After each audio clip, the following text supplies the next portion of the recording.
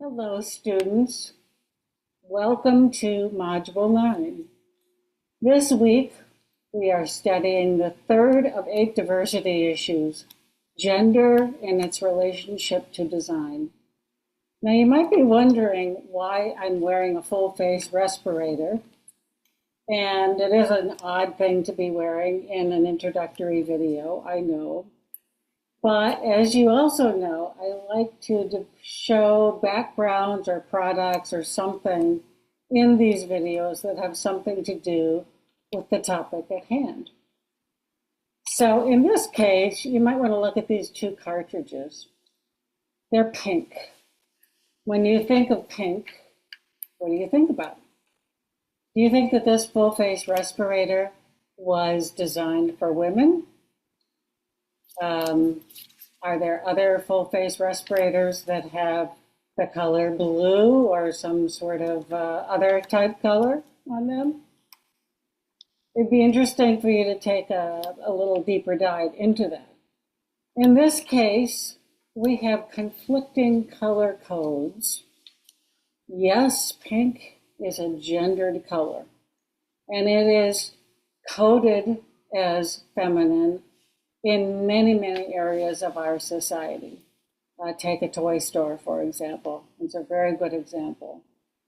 But in the case of this respirator, pink is not being color-coded for gender purposes. It's being color-coded for safety purposes. And in this case, the pink is a standard color coding system for the National Institute of Occupational Safety and Health. And so everyone wears this respirator rather than just someone who wants to identify with the feminine. Okay, so I'm going to take this thing off. I just thought it was an interesting object because it sends conflicting signals. Okay, here goes. Whew, that feels a lot better. That was somewhat uncomfortable. Okay, now let's talk about gender. So gender refers to the roles, behaviors, and characteristics that societies associate with being male, female, a mix or transfer of the two, or something outside of those constructs. Gender identity is a socially constructed idea, and it can vary across cultures and time.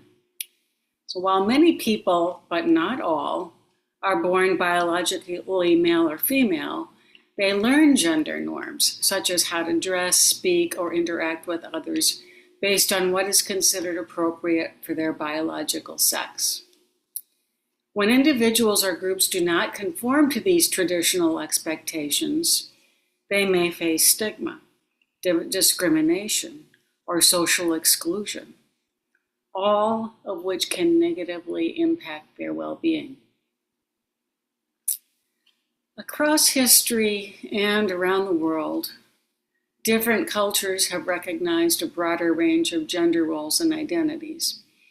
So, for example, in indigenous cultures throughout North America, many communities recognized what they called two-spirit people. These are individuals who embody both masculine and feminine qualities, and they thought of them as having special social or spiritual roles. Another example is in South Asia. The Hijra community has long represented a recognized third gender. Ancient texts from cultures such as Mesopotamia, Greece, and India include stories and legal frameworks that reflect gender fluidity or non-binary identity in varying ways. Excuse me, I have to cough. It's that respirator, I think. Okay, the modern Western concept of gender, closely tied to biological sex and typically structured around two categories, became dominant through centuries of legal, medical, and religious codification. In the US, for example, legal documents, educational systems, and government forms have long required individuals to classify themselves as either male or female.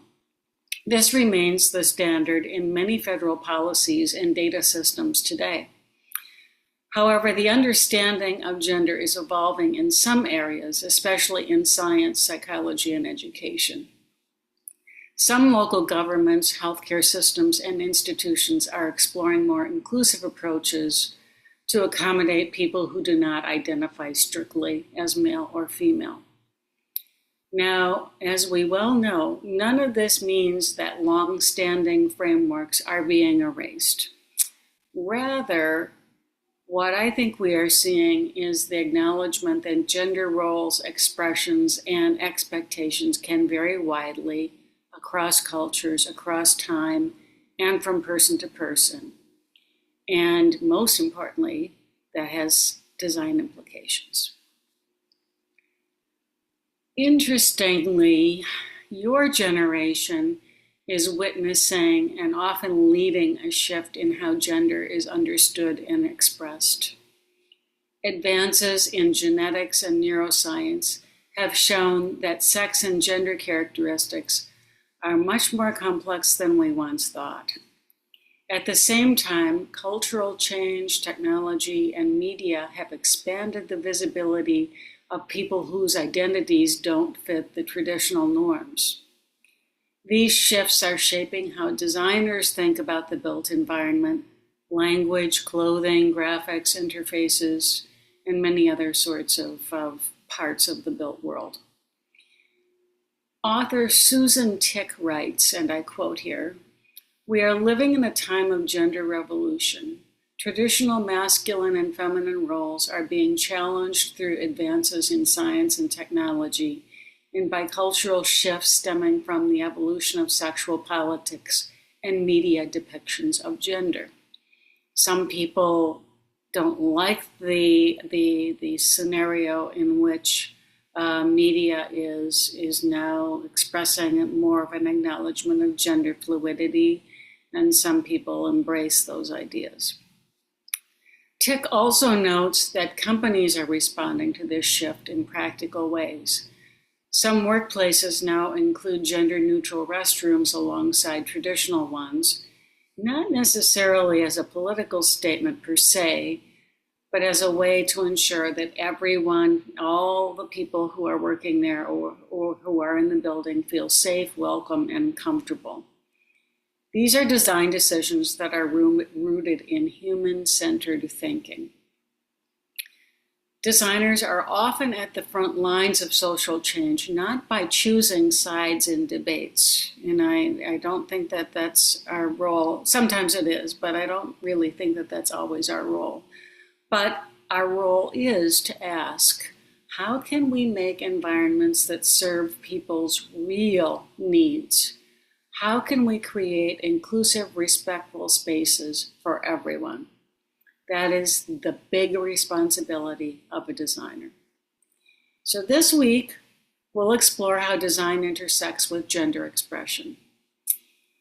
This is a little side note here. In the mid-semester survey, a few of you mentioned that you would like the materials to be more focused on a few topics rather than always presenting the big broad brush. So as a result, we are narrowing in this week.